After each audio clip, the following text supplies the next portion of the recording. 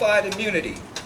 Under the provisions of qualified immunity, it is the burden of a complainant to demonstrate police misconduct. This means that the complainant has the burden to demonstrate that they were the victim of any police misconduct leading to their demise. This is troubling.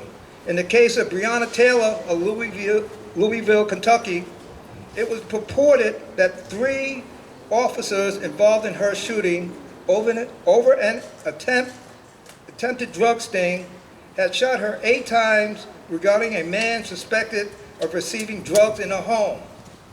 The question here regards the burden of proof standard. Currently, the Taylor family has filed a wrongful death lawsuit claiming charges of battery, wrongful death, excessive force, negligence, and gross negligence. Now, we are so grateful for individuals that did the right thing and immediately began videoing the circumstances surrounding George's plea for his life that led to his death. But what happened? Excuse me. But what about the 18 civilian complaints filed against Officer Derek Chauvin? If the judiciary is going to place the burden of proof on its citizens to defend themselves, what good becomes of a civilian police review board findings if we have no federal review board oversight to investigate police misconduct? Let it be perfectly clear, the use of excessive force leading to George Floyd, Breonna Taylor's death, to name a few, represents a continuous disregard for human rights afforded by the Constitution.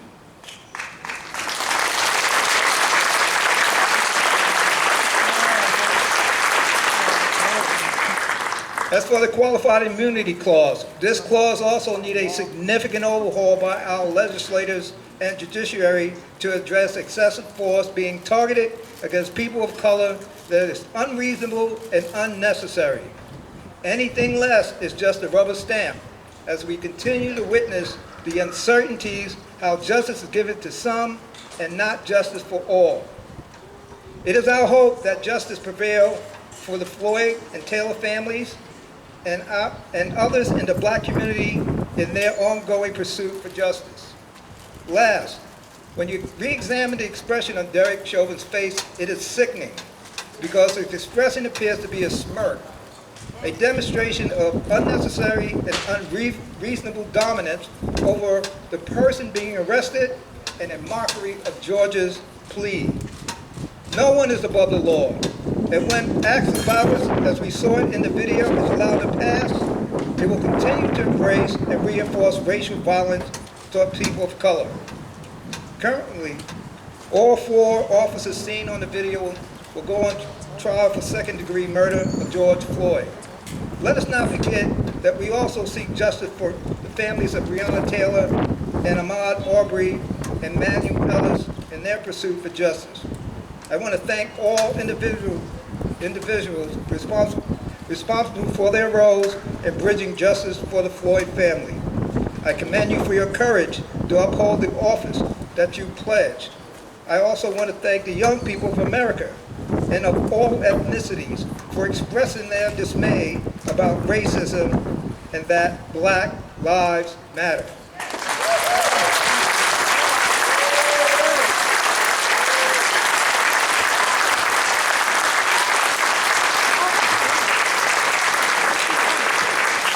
Your courage and tenacity to make your voices heard in remembrance of Dr. Martin Luther King's approach for a peaceful demonstration to eradicate racism and police brutality exemplifies the true spirit of democracy cited in the preamble of the Constitution. Thank you, everyone.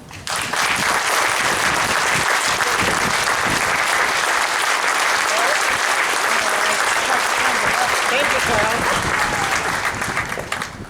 And now we're going to hear from Rabbi. I was going to say Rabbi Judah. Rabbi Levy. We've got 2 rabbis here today. One rabbi, I'm going to save him the last because he's bringing an entire group of new preachers, clergy people from the city of Bethlehem, which is needed because when we organize and intend to make life better in Bethlehem, we're going to need every preacher we have to get on their knees in front here and save us. Rabbi Levy.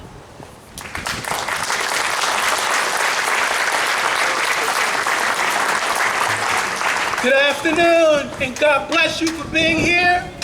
God bless you, Esther. I call her Queen Esther after the heroine in the Bible that she represents. For all believers, for all who came out of your homes on this holy Sabbath day, I thank you for being here. Although I am a rabbi, I'm going to speak today more from my role here as a resident of Bethlehem, where I'm a professor of history at Northampton Community College. And one of the courses that I teach there is a course on Black history and civil rights. And one of the things I learned in that process is that many people who didn't live during that age do not fully understand and appreciate the lessons that it should teach us today. So in the few minutes allotted to me, I want to make 3 points about power, about guilt, and about responsibility. And looking at it from the perspective of a lot of the people we honor whose signs are here. The last time I stood at this spot with these people in that building was to honor the life of Dr. Martin Luther King. And what we fail to understand often as we idolize him, as the great man that he was, is to fail to appreciate that he was a great thinker. He was a great strategist. And he was effective because he was able to apply his ideas to his times and to actions. One of the things we often also don't remember about Martin Luther King is that he didn't just come up with this idea of nonviolent direct action. He had to arrive at that position. As a young man, he said, I believe that love was a good personal philosophy by which you should live your life as an individual. But he doubted whether it would work as a political strategy.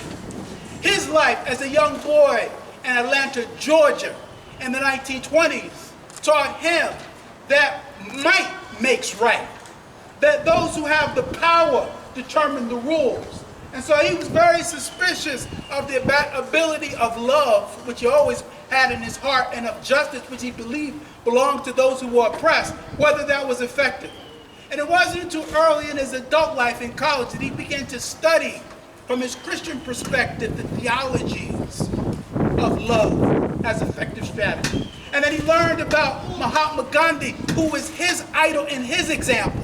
And he saw how Gandhi was able to use these nonviolent tactics in India against British colonialism and bring about freedom for his people non-violently. And so this taught him that this strategy can work.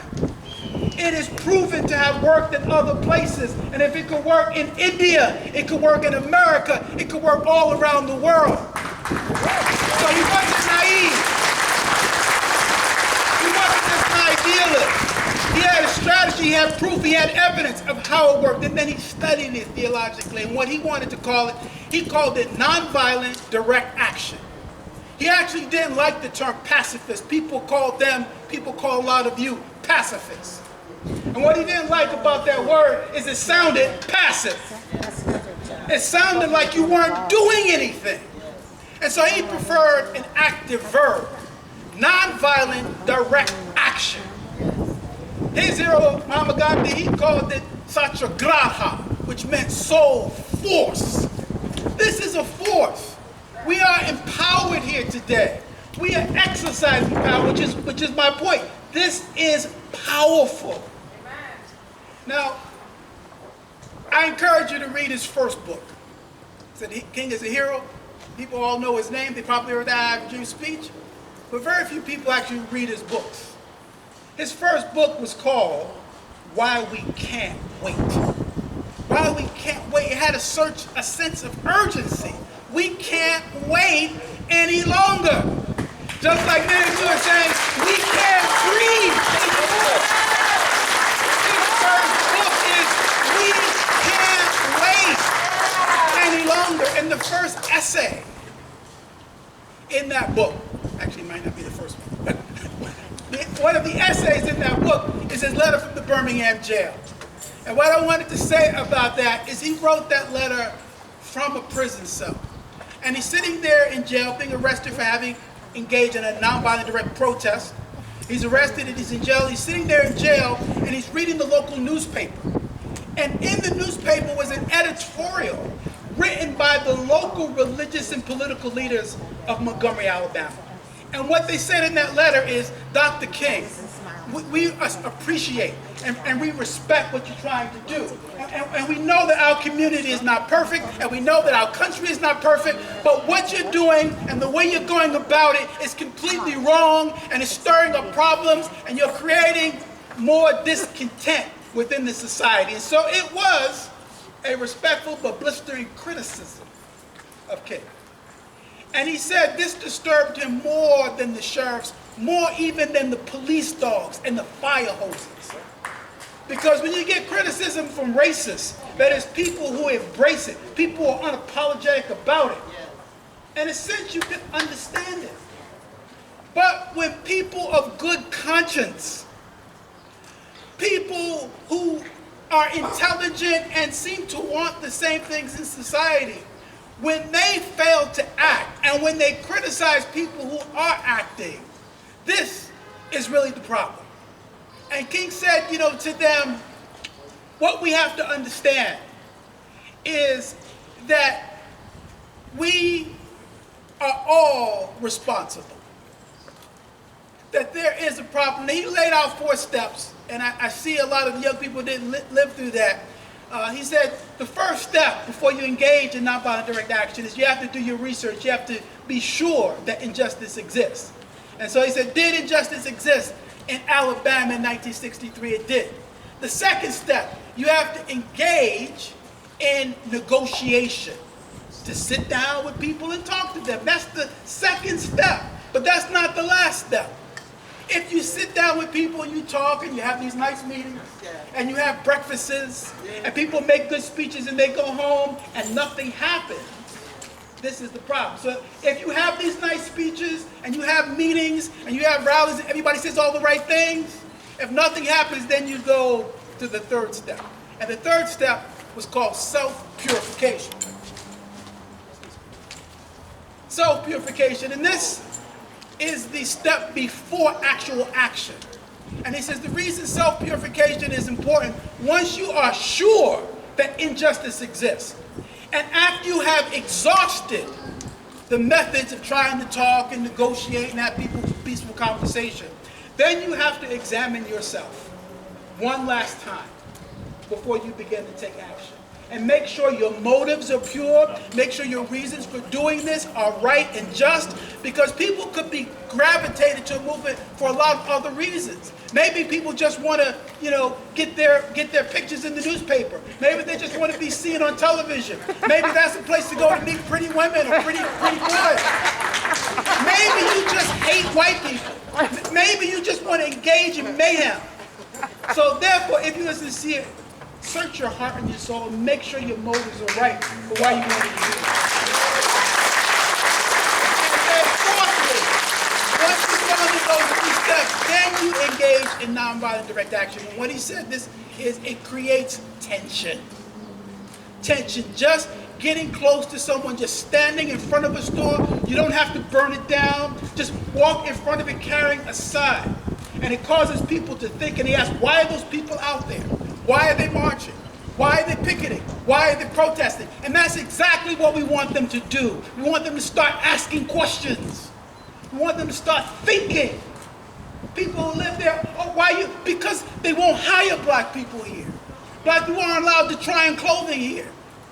Black people are discriminated in this community. They're not allowed to use the bathroom, not allowed to drink from the water fountain. And people who live in that community and see these white-only signs all their lives never thought of, now that you're standing here, now it forces me to think about it. And so what King understood is that people are naturally good, but good people are reluctant to act unless they are forced to, unless they are required to. So once you present it to them and they can't escape it, they can't avoid it because you're standing right there. You're holding up a sign in front of their face. Now you have to face it. And once you are forced to face it, good people will ultimately do the right thing. But until they are forced to do so, they will not act. And finally, this is a sense of power in itself, because people who don't understand it like we do, they might think, oh, you didn't do anything. You were just marching around, holding up signs and singing songs and chanting because you lacked the courage to take up arms, or you lack the courage to go out and fight physically. And so we have to understand that this is not a lack of courage. It actually takes more courage and more bravery to do this, and it is a stronger example of power. Let us not forget that. As I prepare to take my share, I'll leave you with one other example, and this is from Nelson Mandela. Nelson Mandela, as you know, in South Africa, he also started out and he wanted to use the same tactics of Martin Luther King in the beginning. But then there was an incident in South Africa called the Sharpeville Massacre. And this is when the police and the army opened fire, killing unarmed black people on the street. And after that, the African National Congress, they said, well, we're going to engage in modified acts of violence. We're going to attack police stations and military installations, and we're going to try to have modified military action as a way of liberation. And so then Nelson Mandela found himself in jail for 27 years. And as he sat in that prison, he wrote in his autobiography, then I realized the true meaning of power. Because as I sat there in that narrow prison cell, unarmed with no weapons, I recognized that there were millions of people all over the world who were coming out, calling for justice, calling for freedom, calling for liberation, and he realized that is power. He saw cities and colleges and municipalities divesting